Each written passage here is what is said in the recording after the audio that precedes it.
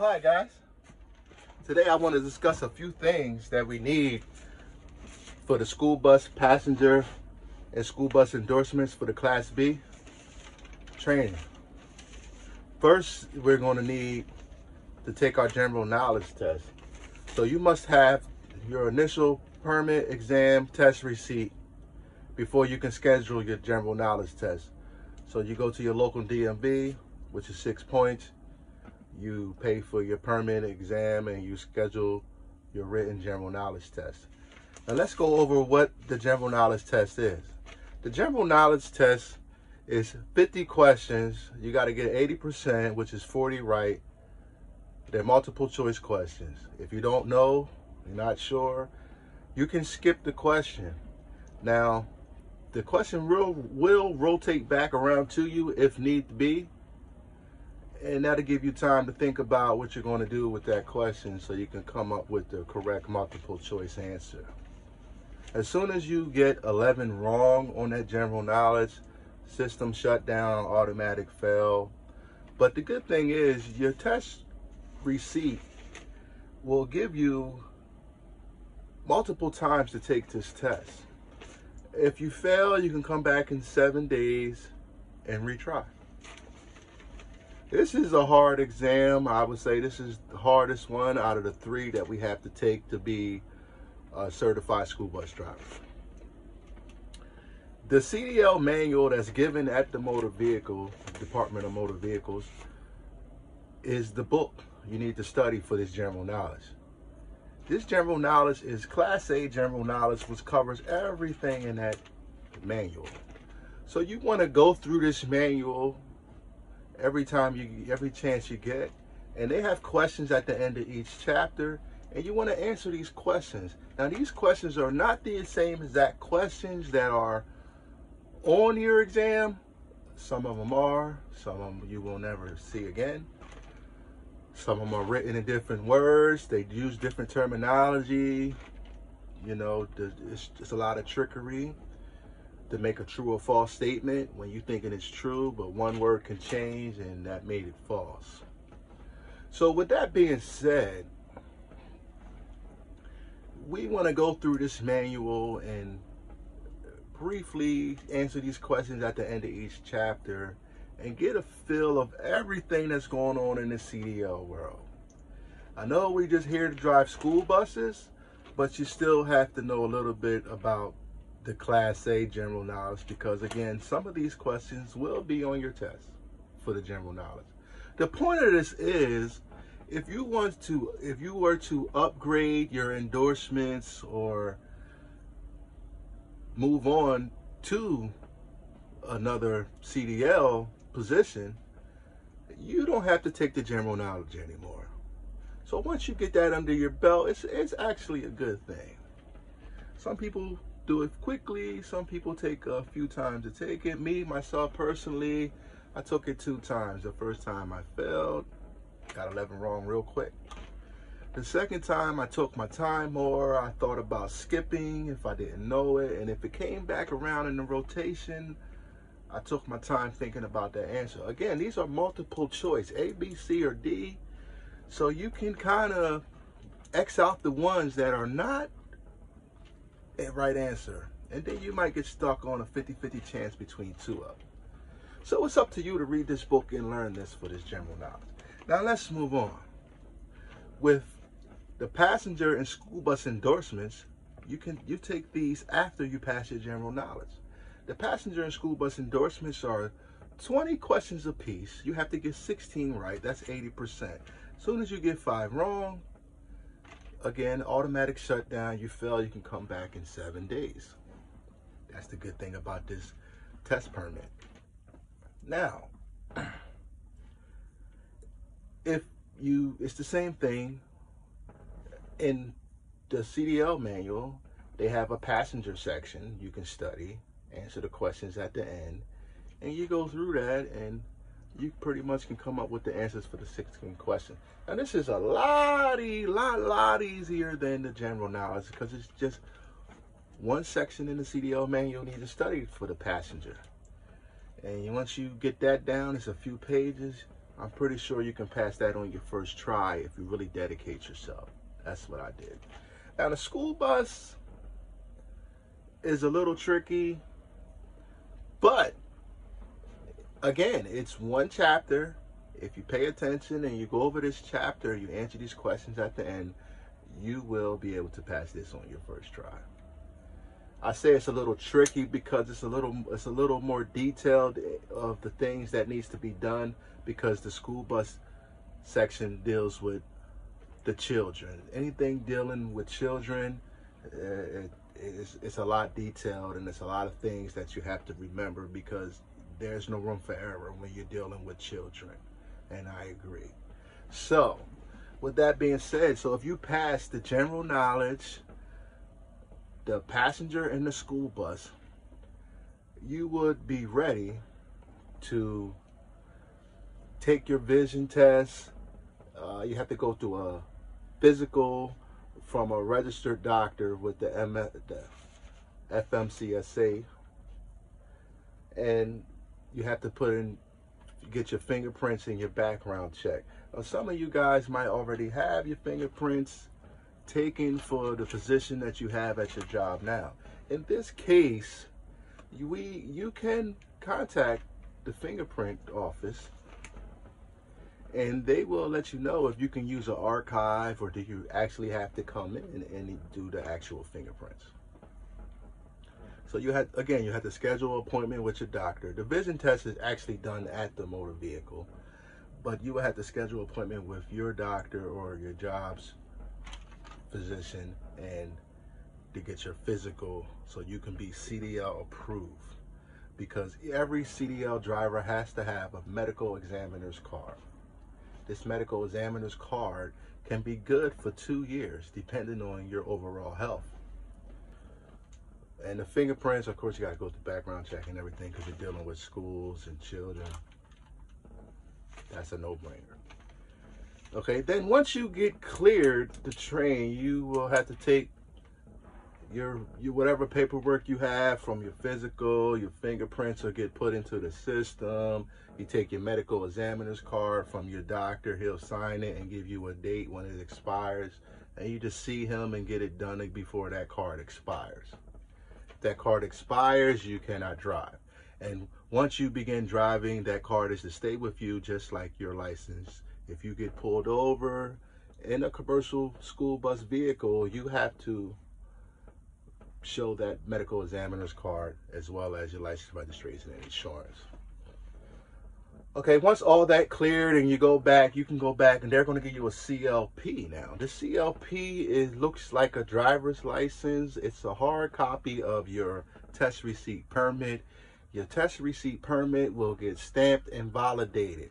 They will sign off on it. Your CLP is what you actually need for me to help you get trained. So every time you come training with me, you will have to have your CLP and your medical examiner's card, so we can do the training the proper way. Now, once you get cleared and all that paperwork is done, and you go back to the DMV and you get your CLP, we begin our training. There's a couple things I want to go over of what the training consists of. The curriculum for the training begins with a theory instruction. It takes about 16 hours for most folks to understand the classroom theory instruction of everything that's going on within the school bus world. Now, some people may take a little bit more, some people may take a little bit less, but you are required to have 14 hours of training before you can schedule your test and take the road test.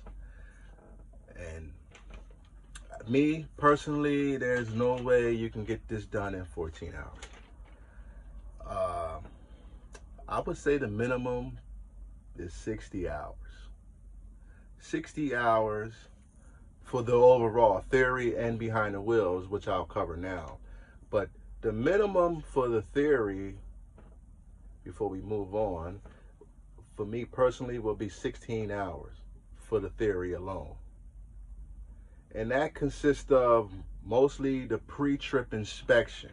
You're going to learn this bus upside down, inside out, screw to screw. I know you're not a mechanic, neither am I, but I probably can take this bus apart and put it back together.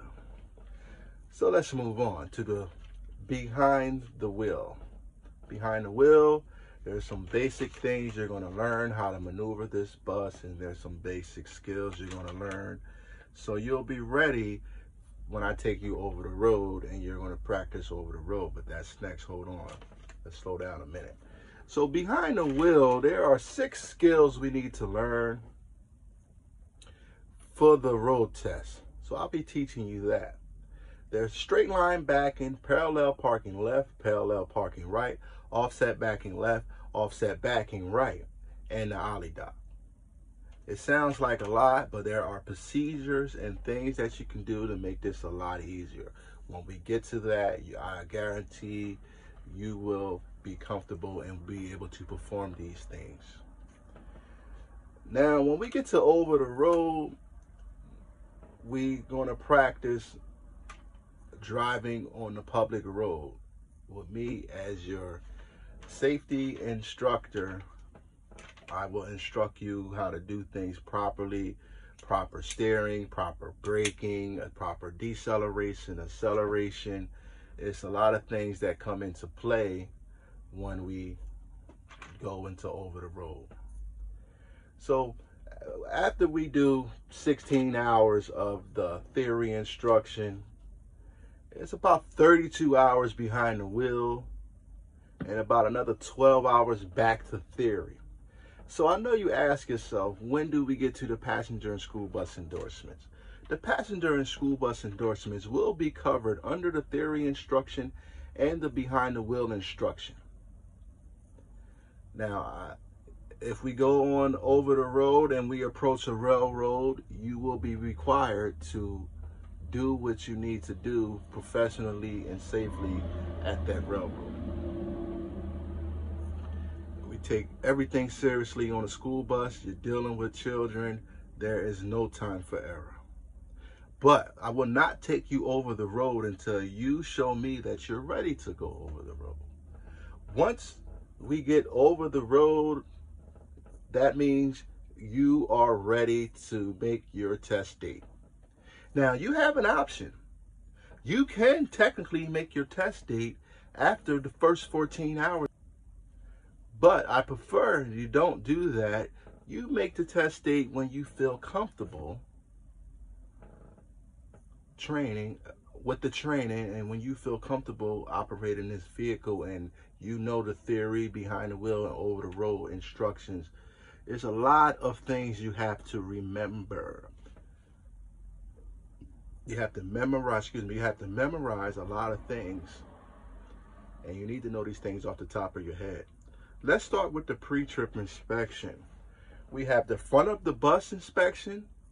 We have the side of the bus inspection.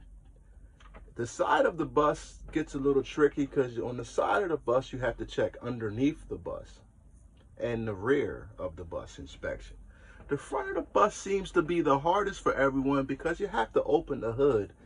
I told you, you're going to be a mechanic. You're going to be able to take this bus apart and put it back together when I'm done with you. So when you open the hood, a lot of people get intimidated about a lot of things that's going under the hood. The front of the bus, you go under the hood. So just remember, there's 3 different tests that they can actually give you. And there are some extra credit things that can be done to get you your points. The interior pre-trip is inside of the bus. You have to, everyone has to take the interior. There's so many points you need to get. I can't remember off the top of my head. I think it's 37. I don't know. But there's so many points you need to get off the bus to actually, for them to give you the front of the bus or the side of the bus. So everyone learns the interior. So that's what we're going to do with the theory instruction. We're going to focus on the pre-trip. There's other things that I'm going to mention that we're going to learn, but we're going to learn them and move on to the more important things. the main first important thing is the interior pre-trip inspection. Once we get that down, we can move off the bus and start learning the side of the bus. Again, the side of the bus consists of the side of the bus, under the bus, and the rear of the bus. That is all one. And the front of the bus would be the next option. And again, the front of the bus is the front of the bus, and you have to open the hood and do under the hood. That will be option number 2. Now, the extra credit would be stuff on the left driver's side of the vehicle for the extra credit, and they only take you over there to get extra points in case you miss some points. With the school bus driver shortage, I noticed that they've been making it a little bit easier for you guys to pass this, and I am glad for that. That makes everybody's life just a little bit easier. Now, with that being said, that's why we study the side of the bus first, because usually to make it easier for you, they give you the side of the bus. Now, when we come down to the skills part of the road test, again, that would be the parallel parking, straight line backings, offset backings, and the ollie dodge. Again, for the school bus driver shortage, they've been making it fairly easy for you guys. So everything that we have been doing with the skills lately has been sight side, meaning parallel parking left, because it's on your left side of the driver and you're able to see your zone much clearer, and that just makes it a whole lot easier. And as far as everything else, that's pretty much how it goes. Again, the passenger and school bus will be covered with the theory and the behind the wheel instructions. You will know what to do with the passengers, unloading and loading. That's student pickup and student discharge, of how the proper way of letting the kids off and on your vehicle.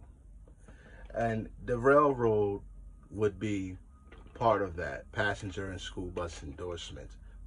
So once everything is complete, the theory instruction, behind the wheel instruction, over the road practice, you are required to take an online course, which is very short, it's very brief, and take an online test, which is very easy, very short, and very brief. It has to be taken by a registered facility. They have to be registered with the FMCSA and certified to give you this online course and this online exam. And once you pass that, I will be giving you an over-the-road exam. And I will make it similar to what the actual road test is at the DMV. And once you pass that and I grade you with a passing score, you will be qualified to take the road test. Now, the road test can be a little difficult for some people, but lately they've been making it easier to help with the school bus driver shortage. They give you the easiest options that they can give you, so you can actually get out here and help out with the school bus driver shortage. But don't get it confused. They're not just passing anybody. So if you fail, you can come back in 14 days. That's the beauty of the test receipt. You can come back in 14 days and take this test again.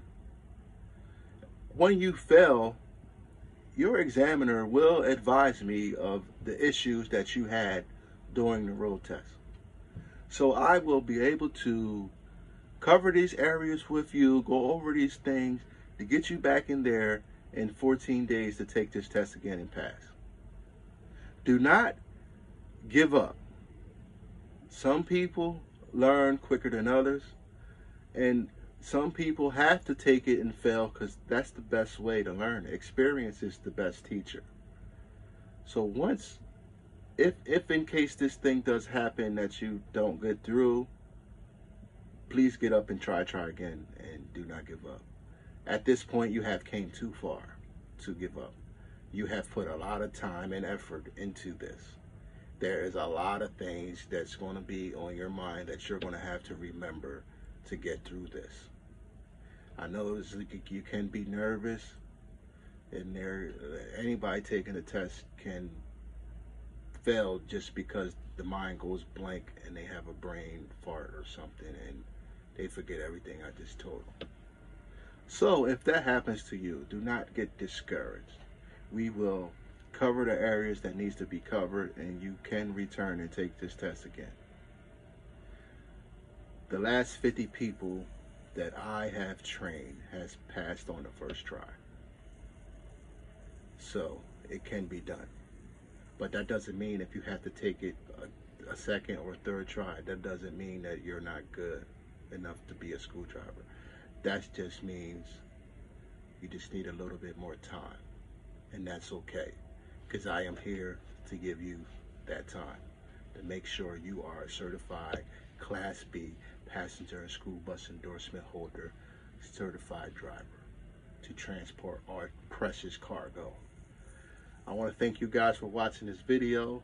Please like, share, and subscribe, and pass this information on to anyone you know who's interested in driving a school bus. These are the steps that they need to take. These are the things that needs to be done in order for this to happen. Thank you guys. I appreciate you guys. Much gratitude. Peace.